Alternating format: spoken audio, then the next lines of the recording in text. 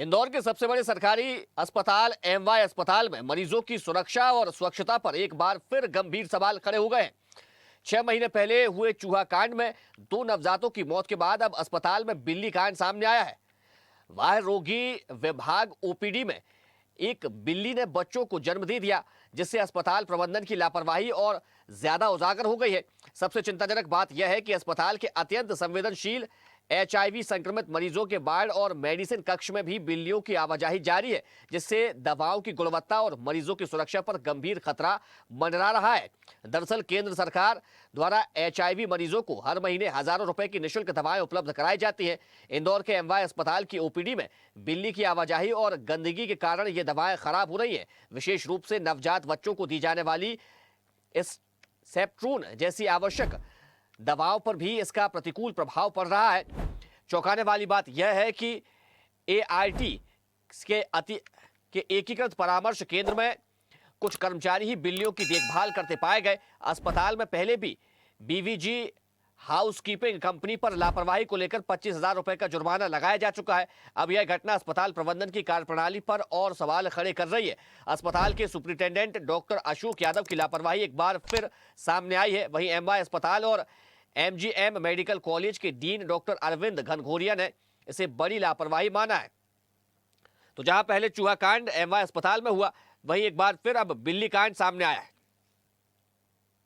बिल्कुल, कोई भी एनिमल्स है वो रेबीज का कारक हो सकता है और हॉस्पिटल्स में कोई भी डॉग्स या कैट्स है उनको परमिशन नहीं है, तो उसके लिए जो कंपनीज है, सिक्योरिटी कंपनीज है, उसको देख रही है और उसको क्लीन किया जा रहा है। सुपरिटेंडेंट काम कर रहे हैं उस पर, मेरी उनसे चर्चा हो गई है, उस पर लग गए। चलिए, इसी खबर पर ज्यादा जानकारी के साथ संवाददाता देवेंद्र जायसवाल हमारे साथ जुड़ गए।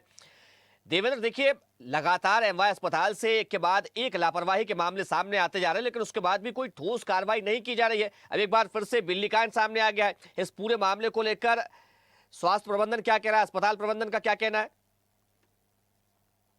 ये बहुत ही गंभीर लापरवाही है और इसको लेकर यहाँ पर कई तरह के सवाल भी खड़े हो रहे हैं, क्योंकि यहाँ पर जो एक दृश्य जो सामने नजर आ रहा है, ये यहाँ पर एचआईवी का जो वार्ड बना हुआ है, वहाँ पर बिल्ली और उसके जो बच्चे हैं वो विचरण कर रहे हैं और इससे यहाँ पर इनकी जो दवाइयाँ हैं और जो इनका स्टाफ है वो उनको बिल्कुल भी जो है इनसे दूर नहीं रख पा रहा है।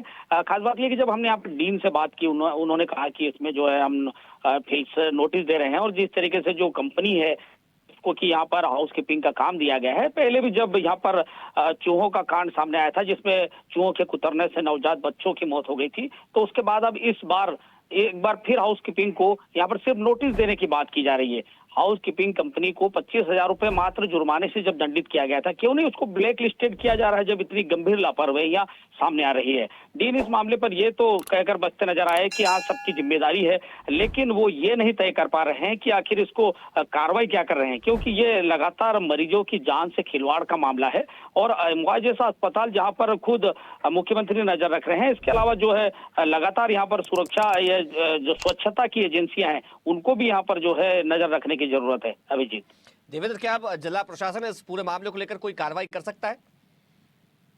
जी बिल्कुल, ये पूरा मामला जो उठा है और ये लगातार इसके वीडियो वायरल हो रहे हैं, तो इसकी प्रतिक्रिया सोशल मीडिया पर सामने आ रही है और निश्चित तौर पर ये बात कलेक्टर और जो यहाँ के स्वास्थ्य अधिकारी हैं उन तक भी पहुंची है। अब देखने वाली बात ये होगी कि क्या उन पर कार्रवाई की जाती है। अभिजीत, चलिए देवेंद्र, आपका बहुत शुक्रिया तमाम जानकारी के लिए। यूट्यूब पर देख रहे हैं तो सब्सक्राइब करें और बेल आइकन दबाना ना भूलें।